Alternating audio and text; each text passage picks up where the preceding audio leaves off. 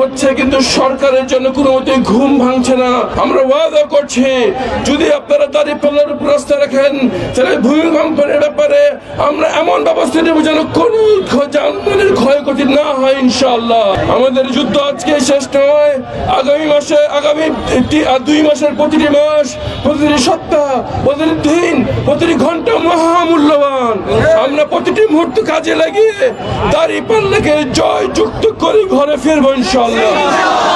বাংলাদেশে ভূমিকম্প ঘটে গেছে, আল্লাহর কাছে দোয়া করছি, আল্লাহ আমাদের সকল জনগণকে নিরাপদে রাখুন। এই ভূমিকম্প বারবার হচ্ছে, কিন্তু সরকারের জন্য কোনো মতে ঘুম ভাঙছে না।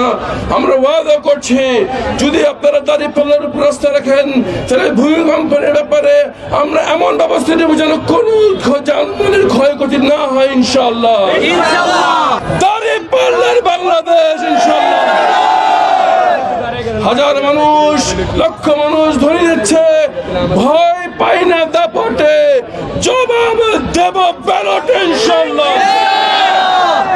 সবাইকে এই ছুটির সকালে মাঠে নেমে এসে আজকের এই কর্মসূচিকে সফল করার জন্য অন্তরস্থল থেকে ধন্যবাদ জানাচ্ছি। আলহামদুলিল্লাহ।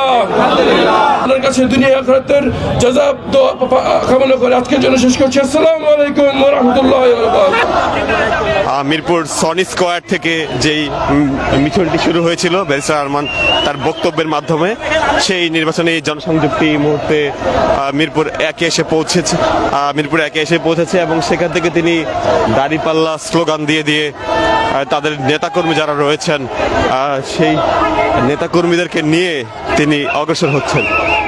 আমরা রয়েছি ইত্তেফাক লাইভের মাধ্যমে দেখার চেষ্টা করছি আপনাদেরকে সার্বিক চিত্র। যে আসনটিতে ব্যারিস্টার আরমান রয়েছেন ঢাকার একটি গুরুত্বপূর্ণ আসন, এবং এই আসনে ইতিমধ্যেই রাজনৈতিক দলগুলো তাদের প্রার্থী ঘোষণা করেছে। সবচেয়ে বেশি চমক দেখিয়েছে বাংলাদেশ জামায়াত ইসলামী এবং বাংলা জাতীয়তাবাদী দল বিএনপি। তারা দুজনই এমন প্রার্থীকে দিয়েছে যারা দীর্ঘ সময় গুমের শিকার হয়েছেন বা তাদের পরিবার গুমের শিকার হয়েছে। এমন প্রার্থীদেরকেই জামায়াত এবং বিএনপি তারা কিন্তু প্রার্থী হিসাবে রেখে এই আসনটিতে তারা চমক দেখিয়েছে। আমরা দেখতে পাচ্ছি জামায়াতে ইসলামের কেন্দ্রীয় যে পতাকাটি রয়েছে এবং বাংলাদেশের পতাকাটি নিয়ে ব্যারিস্টার আরমান তিনি জনসংযোগ করছেন।